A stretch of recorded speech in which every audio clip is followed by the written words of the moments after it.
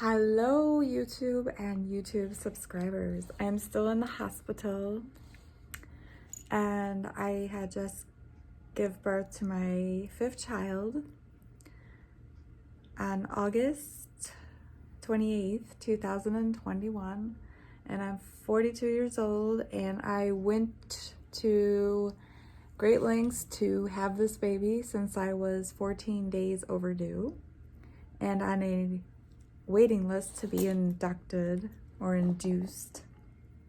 And however, the hospital was so full that they never had a room for me to be induced. So the baby came naturally at 1:14 a.m. on the 28th of August, 2021. My little baby girl was born, and her name is Katya, Katya. And she is just such a beautiful girl. However, the update is that all 3 of my girls were born hypothermic. So that means that their temperature is too low to maintain caloric intake. So they'll burn the calories before they gain weight. So she's in an isolate right now, which means that she's in a warmer. So I get to be discharged today, but she does not. So does this have anything to do with my age? No, because my last 3 girls were the same. And I was not 42, and I was not considered a high-risk OB-GYN patient at the time when I had my first daughter. So I think it's just something maybe with my medication that I take that researchers don't know about, but it's okay. It's a common thing for babies to be born hypothermic that are smaller.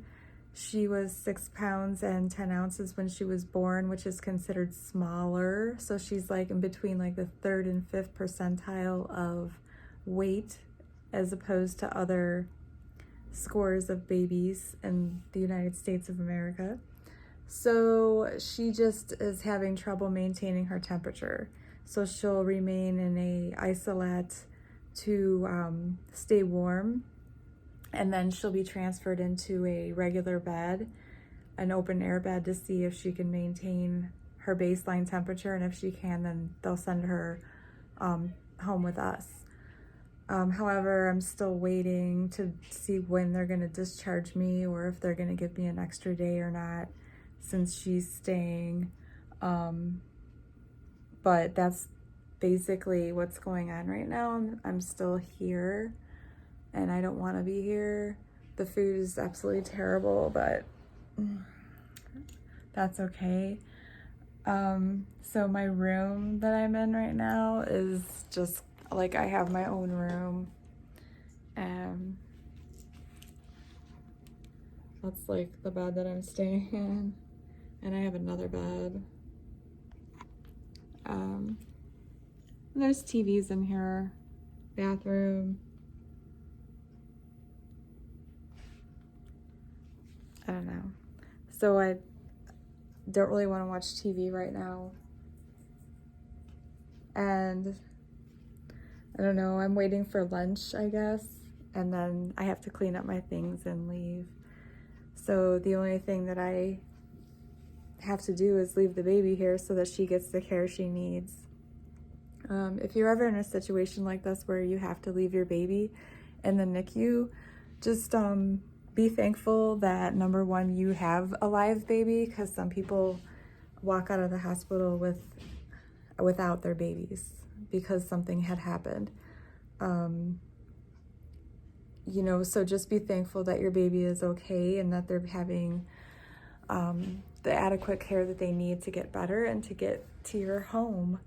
I know it's hard to leave your baby at home or at the hospital, after you have the baby, but you just want to make sure that the baby's fine, because if you get home and the baby is warm but then gets cold again and then burns too many calories and loses weight, you're just going to have to end up back at the hospital and readmit. So you're going to have to go through the admin process all over again, and then cause more stress on the baby for being, you know, put back in isolation away from you. So it's another detachment. So just if you're in the same situation as me, where your baby is needed to stay at the hospital for extended time past your time that the insurance allows, just try to stay calm and positive about the situation, because in the end it's the right thing to do for the baby, or else they wouldn't have kept the baby in the hospital. So yeah, right now you can't really see, but I'll show you the silhouette of my belly.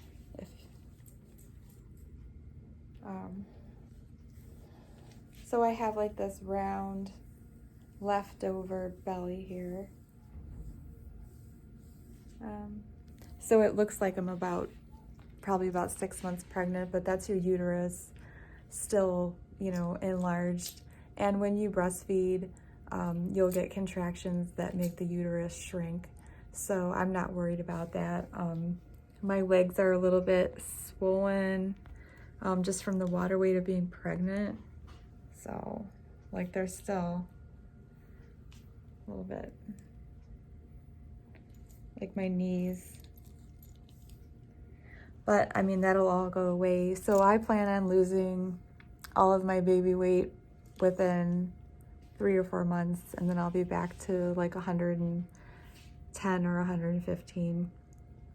So I'm feeling good, and I just wanted to update you with that to let you know that I can't really do a homecoming video yet, in case you were wondering like what the baby looks like, or like where's she at, you know, is this person really pregnant? You know, yes, I have the baby, she's just in the NICU right now. So yeah, so this has to go with parts 1 and 2. You know, never put expectations on what you think is ideal. This is a perfect example of something happening that you weren't expecting or anticipating, that you have to be strong about, and that you have to understand that birth plans aren't always going to work to your advantage of ideals.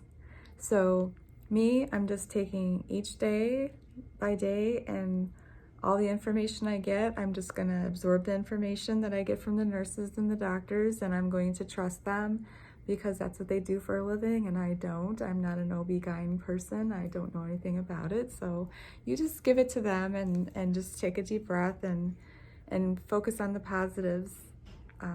So that's a good message for you, and a good example for what I'm going through, that I didn't anticipate her staying. I knew that it was a possibility, but it makes things a lot easier with no expectations again.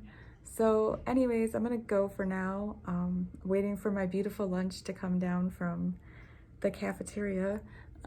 So I will update you with other things about the hospital, and maybe I'll just do like what to bring to the hospital list or something like that, because I think that's really helpful. So till next time, I will talk to you later. Everyone have a great day, morning, or night, and just take care of yourselves and stay positive, and I'll see you next time in the next video.